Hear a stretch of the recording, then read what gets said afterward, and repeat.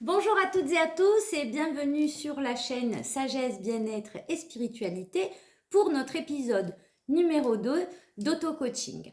Alors, le premier épisode diffusé en date du 23 avril 2023 vous conférait quelques conseils pour commencer à apprendre à s'auto-coacher, un outil qui peut vous être utile au quotidien dans les différents domaines relatifs à la vie de chacun. Aujourd'hui, nous allons aborder justement, suite à cet inventaire que je vous invitais à faire lors du premier épisode. Donc vous devez vous retrouver à l'heure actuelle avec le fameux état des lieux, c'est-à-dire les qualités d'un côté et les défauts de l'autre, du moins toute la liste que vous avez vous-même établie. Donc aujourd'hui, nous allons voir quoi en faire de cette liste pour laquelle, je l'espère, vous avez pris le temps de la réflexion, de l'observation et que vous avez eu un regard déjà qui vous a éclairé. Alors, pourquoi cet inventaire, cet état des lieux était important? Eh bien, tout simplement parce que bien se connaître, déjà, au moins à ce niveau-là, nous permet d'améliorer nos relations avec les autres, ce qui est très très très important, et aussi de mieux communiquer. Voilà, parce que on sait qui on sait, on a un regard déjà sur nous qui nous permet aussi de comprendre ce qu'il se passe avec les autres durant nos échanges. Alors, vous l'avez compris, bien connaître ses qualités, c'est très bien et c'est la chose la plus facile parce que finalement, les qualités, ben, évidemment, vous allez les garder, voire continuer à les exploiter toujours et encore. Et le plus difficile, c'est qu'est-ce que je fais de cette liste de défauts? Parce que voilà, l'exercice consistait également à cela. Alors, quoi faire de ces défauts? Eh bien, nous allons voir justement comment les accepter, nos défauts, comment s'en servir, tout simplement, et comment se dépasser, aller plus loin malgré ces défauts. Alors, il y a dans un deuxième temps, par rapport à cette liste de défauts, et bien paradoxalement, il y a des défauts malgré tout qui peuvent vous plaire. Donc, vous prendrez la liste de vos défauts et vous allez déjà faire une autre première liste, c'est-à-dire ce qui me convient et ce qui ne me convient pas. D'accord? Alors, ce qui me convient, évidemment, je vais le garder. D'accord? Donc, je reste toujours sur le même exemple de la première vidéo, c'est-à-dire on avait parlé, si mes souvenirs sont bons, hein, de la gourmandise. Eh bien, on peut garder le défaut de la gourmandise finalement. Donc, la gourmandise, je suis gourmande, je le garde. Je vais faire une autre liste avec ce qui ne me convient pas, voilà, et que je ne veux plus. Donc là, je note ici tout ce qui ne me convient pas chez moi et que je ne veux plus. Enfin, ce qui ne me convient pas, mais que je veux et que je peux changer. D'accord? Par exemple, je sais pas moi, trop dépensier. Voilà. Hein, on peut avoir mis dans la liste de ses défauts, je suis trop dépensier ou trop dépensière. Ben ça, je peux m'améliorer. D'accord? Donc, je vais le garder en devenant dépensière de manière équilibrée parce que vous le savez très bien, l'argent, ce n'est qu'une énergie et donc on en a pour le dépenser aussi. Hein, voilà, il ne faut pas passer à une autre extrême. Bon, alors on continue. Il fait un peu chaud. On continue. Une fois que vous avez toutes ces petites listes, vous allez commencer à établir un plan, c'est-à-dire ce qu'on va appeler un plan pour moi, ce que je décide d'améliorer. Alors, vous vous souvenez, dans le premier épisode, je vous avais demandé de prendre un petit carnet en plus. Alors, pour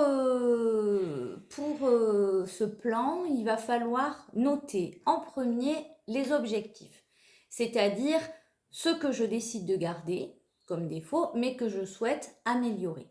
D'accord? Donc, on va noter les objectifs, la date ou les dates, si vous sélectionnez plusieurs défauts, les dates butoirs, on va dire, auxquelles vous souhaitez atteindre vos objectifs.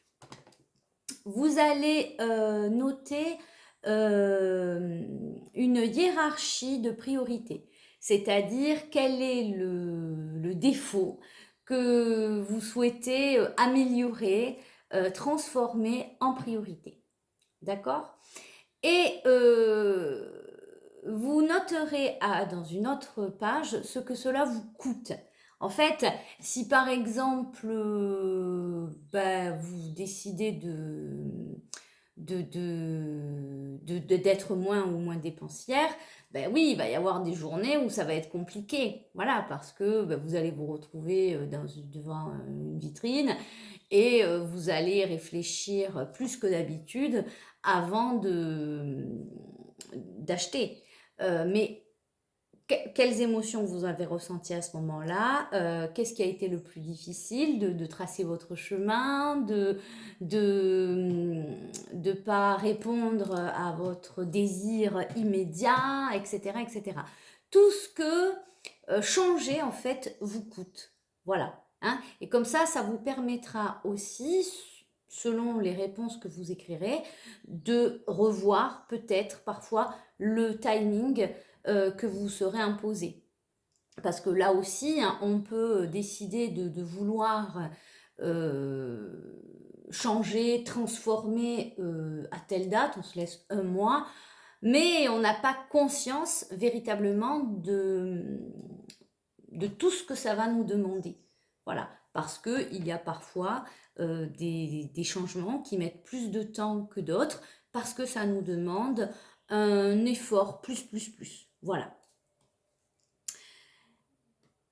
Ce qui va être le plus important dans toutes ces actions, dans toutes ces perspectives de changement, ça va être la première action. La première action, elle va être déterminante parce que c'est elle qui va vous conduire vers le changement. Et vous allez voir comment même au niveau du cerveau, voilà, vous allez en fait comme lancer un nouveau programme.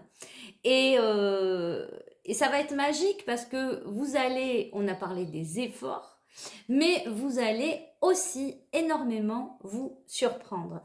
Et c'est comme ça aussi que l'on comprend que finalement, rien n'est déterminé, comme je dis très souvent en séance de coaching avec les coachés, que je salue d'ailleurs, rien n'est déterminé et on peut tout le temps réécrire son histoire, en fait. C'est pas comme ça et point. D'ailleurs, cette phrase, elle est terrible, hein. Oui, de toute façon, moi, je suis comme ça. Non, ce n'est pas vrai. Voilà. N'oubliez pas d'ailleurs que dans la vie, toutes les situations, et les plus, je dirais là, par exemple, là, on parle que de défauts, mais de manière générale, par exemple, il y a des situations dans la vie qui sont des étapes de vie très importantes qui nous coûtent justement énormément, qui nous font mal. Mais là aussi, il y a toujours deux solutions possibles. Soit on subit, on laisse faire et le problème et les souffrances vont durer ad vitam aeternam, soit on décide de trouver des solutions et la situation va de fait s'améliorer. Eh bien, ça va être la même chose avec vos défauts, c'est-à-dire que soit vous vous dites, bon, écoute, moi c'est comme ça et point, soit vous comprenez que de fait, un défaut vaut mieux le transformer d'abord pour soi. Il y a un autre conseil que je peux vous donner, c'est l'importance d'y croire. C'est-à-dire que vous-même, dans la mise en œuvre de ce changement, vous devez y croire. Voilà, parce que le cerveau, c'est un peu...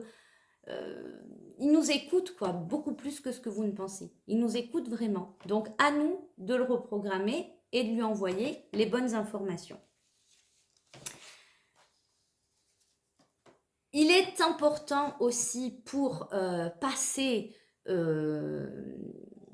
avancer dans vos désirs de changement, parce que là on a parlé des défauts, mais vous verrez aussi que c'est associé parfois à des situations de vie, voilà, forcément. Il y a 2 règles d'or. La première, c'est surtout ne pas penser au passé. C'est-à-dire que, je sais pas moi, c'est comme les gens qui font un régime et qui après vont vous dire, et on l'a tous dit, hein, évidemment, non mais de toute façon, moi je craque tout le temps. Voilà, je fais 2 jours et après je craque. Non, le passé, c'est le passé. La personne que j'étais hier, c'est pas la même qu'aujourd'hui. Euh, Moi, par exemple, de manière anecdotique, mais ça a quand même du sens, ça me vient là, j'aimais beaucoup le café sucré. Et bon, il s'avère que j'aime le café, donc c'est une boisson que je bois régulièrement dans la journée. Et il m'était impensable de ne pas boire mon café avec de sucre. Voilà, sauf qu'à un moment donné, je me suis dit, non mais là, tu peux pas continuer à boire ton café avec de sucre. Donc, par rapport à mes objectifs, je suis passée à un sucre. C'était compliqué. Et puis, longtemps après, des mois après, je suis passée à un demi-sucre. Et un demi-sucre, j'ai stagné parce que je me disais, bon, plus, tu n'y arriveras pas. Et puis, j'ai changé, hein, bien sûr, mon fusil d'épaule et je me suis dit, mais pourquoi pas? Finalement, si tu regardes, tu as fait 2 sucres, un demi-sucre. Ton demi-sucre, il est ridicule. On voit bien que c'est pour le plaisir de dire je sucre. Et en fait, du jour au lendemain, j'ai reprogrammé mon cerveau et je me suis mise à boire du café sans sucre, là où 1 ou 2 ans auparavant, hein, si je suis toutes les étapes, cela m'était simplement impensable déjà dans la tête. Quand j'allais boire un café, de suite, c'est oui, je reveux du sucre. Ils n'avaient pas le temps de poser la tasse que je demandais un deuxième sucre, quoi. Vous voyez? Donc, ce qui est très important, c'est oublier la personne que j'étais hier, hein, puisqu'on reparlera justement de cette temporalité. Et deuxièmement, surtout, surtout, surtout, ne pas se projeter dans le futur en se disant, est-ce que je vais y arriver? Parce que ça, c'est la pire des questions. Voilà. Celle-là, on ne se la pose pas. On s'inscrit véritablement dans le présent et on se félicite tous les jours dans son petit carnet des petits pas accomplis chaque jour. Et il y a quelque chose d'autre qui va pouvoir vous motiver, c'est vous rappeler le comment. C'est-à-dire, comment est-ce que j'en suis arrivée là? Comment est-ce que j'ai eu ce désir de mettre moins de sucre dans mon café? Puisqu'il y a forcément une raison, vous l'imaginez bien. Voilà. Et donc, s'en souvenir comme leitmotiv, en fait. Voilà, tout simplement.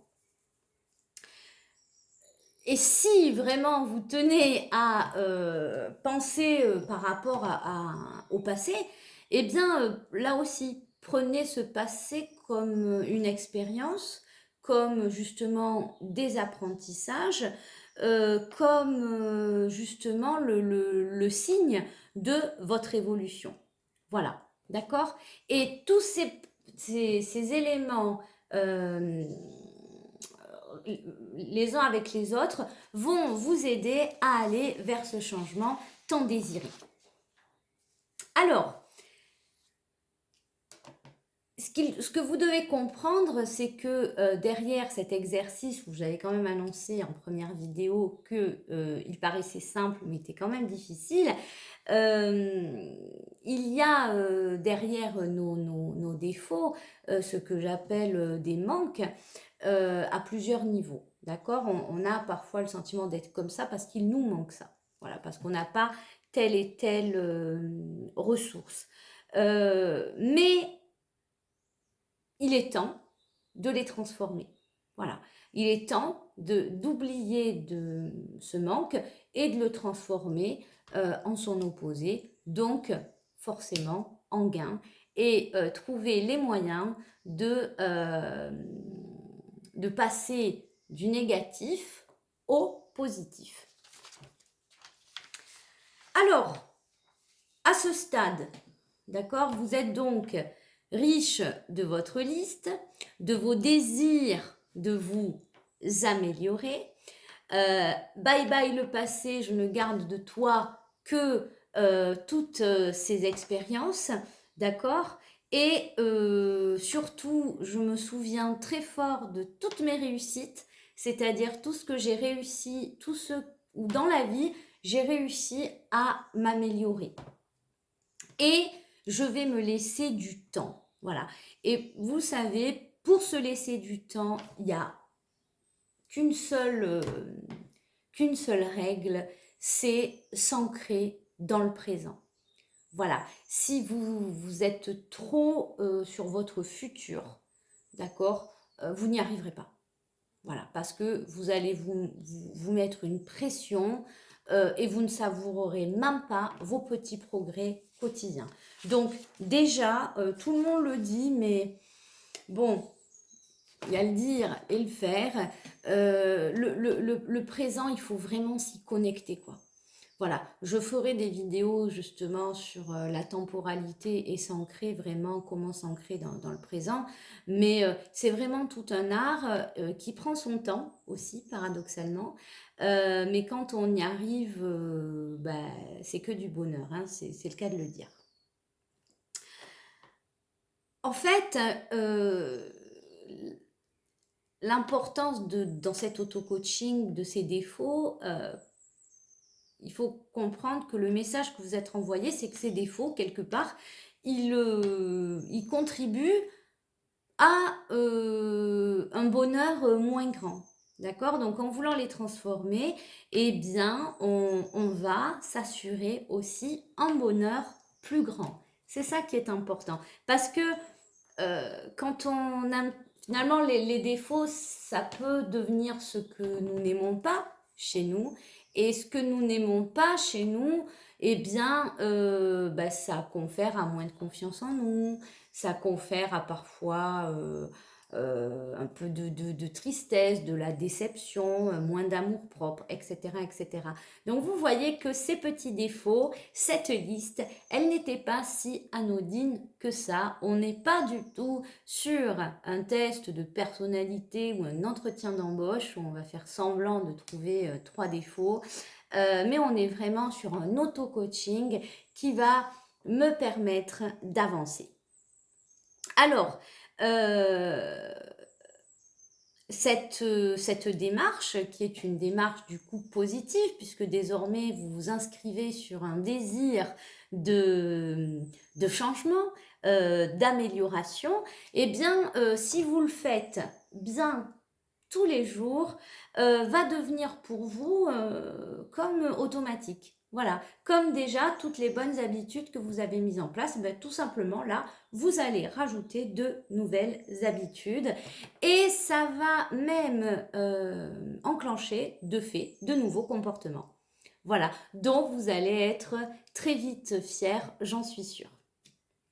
Alors, souvenez-vous, il y a quelques minutes, je vous disais que dans ce carnet, vous ferez une page sur ce que ça vous a coûté de transformer ce défaut ou de lutter contre ce défaut dans la journée. Eh bien, vous ferez aussi une page dans votre carnet par rapport à tout ce qui vous a fait plaisir. Voilà. Tout ce que... Moi, si j'en reviens à cette anecdote autour du sucre dans le café, j'étais très heureuse et très fière de moi. Voilà, parce que, et je me le disais, je n'avais de cesse de me le répéter, parce que pour moi, ça signifiait beaucoup. Ça voulait dire que j'étais capable de dire non définitivement à une situation, quelle qu'elle était, quand elle ne me convenait plus. Voilà.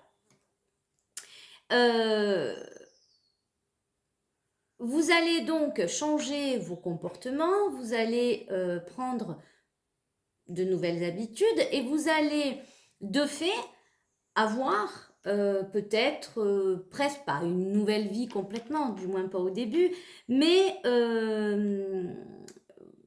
vos nouvelles habitudes vont forcément entraîner de la nouveauté. Donc tout cela, vous le marquerez aussi dans votre carnet. Voilà. Par exemple, si vous aviez mis je ne suis pas sportive et ben maintenant je veux le devenir. D'accord, et bien on peut très bien avoir sur son carnet, je suis très fière de moi, aujourd'hui j'ai marché 20 minutes. Un mois plus tard, j'ai fait une randonnée. 3 mois plus tard, j'ai couru 9 km, etc., etc. Et vous avez laissé place à votre vie, à une nouvelle activité saine, qui est le sport et qui s'est invitée dans votre vie. Voilà. Vous allez aussi noter les moments où vous avez découvert du coup un nouveau plaisir. Par exemple, je pense à une personne autour de moi qui avait fait cet exercice et qui se reprochait donc dans sa liste de défauts de ne pas lire assez. Et parce que, soi-disant, voilà, elle n'avait pas le temps. Quand elle a fait cet exercice et qu'elle s'est imposé un rythme de lecture, elle a découvert le monde merveilleux de la littérature. Elle s'est surprise à trouver le temps désormais pour lire. Elle passe des heures dans les librairies et elle adore ça. Elle a découvert des auteurs, elle a pris confiance en elle dans certains repas ou au milieu dans son travail, puisqu'elle a des références aussi et elle voit que ben, ça, elle peut transmettre, ça plaît. Voilà. Elle s'est mise à écrire quelques poèmes. Enfin, vous voyez, d'un petit défaut qu'elle avait estimé vis-à-vis d'elle-même, ça a apporté beaucoup de positif dans ses choix de vie à elle. Voilà. Vous pourriez aussi, dans ce carnet, vous dire, voilà ce que je ferai différemment désormais. Voilà, ça c'est important. Et veillez toujours à votre pensée et gardez en tête cet objectif, ces désirs de changement. Bon, j'espère que jusque-là, ça vous donne envie de tout changer, voilà, de changer ces vilains petits défauts, voilà, qui, j'en suis sûre, restent malgré tout, un défaut, c'est toujours charmant aussi, d'accord? Donc, si on peut aussi garder le charme de son défaut, parce que c'est vrai que les défauts d'une personne contribuent aussi à faire son charme et simplement le transformer un petit peu pour en faire une charmante qualité. Alors justement, j'en arrive à ce stade à un verbe très important, l'importance de relativiser, justement. Et parce que par rapport à tous ces défauts ou aussi ce qui ne nous convient pas, les situations qui ne nous conviennent pas, voilà, parce que cet exercice, vous l'avez fait sur vous. J'ai choisi l'exercice à partir du défaut, mais j'aurais très bien pu vous poser la question différemment avec qu'est-ce qui ne vous convient pas dans votre quotidien, voilà. Et on en arrive toujours à un verbe très important à un moment donné, c'est le verbe relativiser. Voilà. En fait, il est fondamental de ne pas s'appesantir sur ses échecs, sur ses faiblesses, sur ses défauts. Voilà. À partir du moment où on les a identifiés, c'est déjà très bien. Deuxièmement, vous allez les transformer. Troisièmement, si tout n'est pas parfait, vraiment, vraiment, c'est pas grave. Et même, tant mieux, on relativise. Et comment on fait pour relativiser? Eh bien, tout simplement en regardant ce qui va bien. Parce qu'il y a forcément des points de notre personnalité déjà qu'on apprécie, qui vont bien, et également des nombreuses situations dans notre vie que nous apprécions. Alors, je le répète encore une fois, votre meilleur ami dans cette perspective de changement, ce sera évidemment le temps, d'accord? En vous rappelant que ce que je dis très souvent, également en séance, c'est que vraiment hier n'existe plus, d'accord? Demain, je ne sais pas, et aujourd'hui est un cadeau. Donc, je me concentre vraiment, vraiment sur mon présent. Ça, c'est fondamental et je savoure mes petits efforts, quels qu'ils soient, et je me félicite. Voilà. Je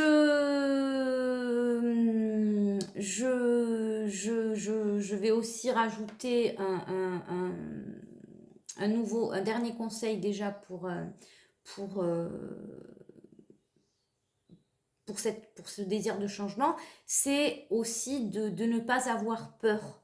Voilà, c'est-à-dire que parfois on peut avoir peur de quitter un défaut. Ça peut paraître paradoxal. Alors, il y en a un défaut très fréquent que je vois chez beaucoup de personnes que je suis. C'est donc en défaut, on va trouver je ne sais pas dire non. Voilà. Donc, la personne a un désir de dire non, parfois. Voilà. Mais ça, c'est un changement, c'est un défaut qui peut faire peur parce que derrière ce fait de ne jamais dire non se cachent nombreuses raisons. Voilà. Hein. Donc, là aussi, nous verrons dans une autre vidéo ce que cache la peur ou les peurs. Mais voilà, à petite dose. Là aussi, croyez-moi, dire non, hein, c'est que du positif. Voilà, je suis quelqu'un qui sait dire oui et non, qui sait dire non et oui. Et lorsque vos réponses sont appropriées et lorsque déjà vous avez un regard sur vous juste, vos réponses sont très bien accueillies, comme on doit accueillir, inversement, le non ou le oui d'une personne ou le oui et le non d'une personne. Voilà, la plupart du temps aussi, et c'est vrai, c'est parce que on nous a dit non qu'on a pu évoluer, c'est parce que nos parents, par exemple, nous ont dit non parfois, enfants, et même très souvent, qu'on a pu être éduqués, etc. etc. Donc, c'est parce qu'on nous a dit non qu'on a appris la bonne frustration. Enfin, voilà, si on ne peut pas toujours dire oui, ce n'est pas possible. Voilà. Alors, nous arrivons à un dernier petit palier de la vidéo du jour. Vous allez comprendre que tous ces exercices, désormais, particulièrement cette transformation, va vous permettre de développer la confiance en vous. Et ça, c'est fondamental. Parce que on peut difficilement mener une existence, à mon humble avis, si on a cette confiance en soi un petit peu, comment dirais-je, oui, presque inexistante, parce que la confiance en soi est fondamentale dans tous nos rapports aux autres au quotidien. Elle est importante, la confiance en soi, parce que c'est elle qui nous permet de savoir ce que l'on peut améliorer. C'est elle qui va nous permettre de nous poser de saines limites, de sains objectifs réalistes et réalisables. C'est elle qui va nous donner envie aussi de prendre des risques. Et on le sait bien, pour avancer, le risque, le bon risque est primordial. C'est elle qui nous permet de nous situer, d'accord, vis-à-vis de nous-mêmes et de notre évolution, pas en comparaison avec les autres. Et la confiance en soi est fondamentale. Donc, le fait de parvenir à transformer vos défauts en qualité, vos faiblesses en force, et bien à chaque fois que vous allez atteindre un niveau, ben, vous allez voir comment vous allez gagner en confiance en vous. Parce que c'est vrai que le manque de confiance en soi a malheureusement des effets un petit peu négatifs au quotidien. Et, et le simple fait d'aller de victoire en victoire, parce que vous allez voir, c'est un grand travail que de se transformer, de s'élever, de travailler sur soi, va vous rendre davantage plus confiant. Voilà, bah écoutez, je vous laisse donc avec cette série d'exercices. Très prochainement, la prochaine vidéo. Alors, j'espère que vous aurez commencé ce travail, hein, petit pas par petit pas. N'hésitez pas à me dire en commentaire où vous en êtes, hein, si, comment ça se passe, si c'est difficile, pas difficile, combien de jours. Je vous remercie pour avoir suivi la précédente vidéo. Voilà, j'espère que celle-ci vous aura plu.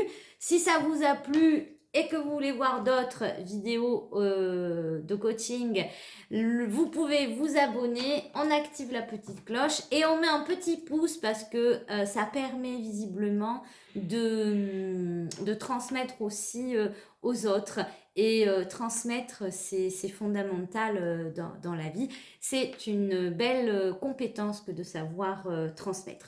Voilà, je vous retrouve très bientôt donc pour la suite de cet auto-coaching où je vous transmettrai justement les manières ou comment on peut s'affirmer davantage au quotidien, comment on peut changer justement ses croyances qui sont parfois très souvent invalidantes et comment gérer sa peur. Voilà, je vous souhaite une très très très belle journée, un très bel après-midi. Moi, je suis en Provence, donc nous commençons à voir le soleil et aujourd'hui, nous avons un très très très bel après-midi.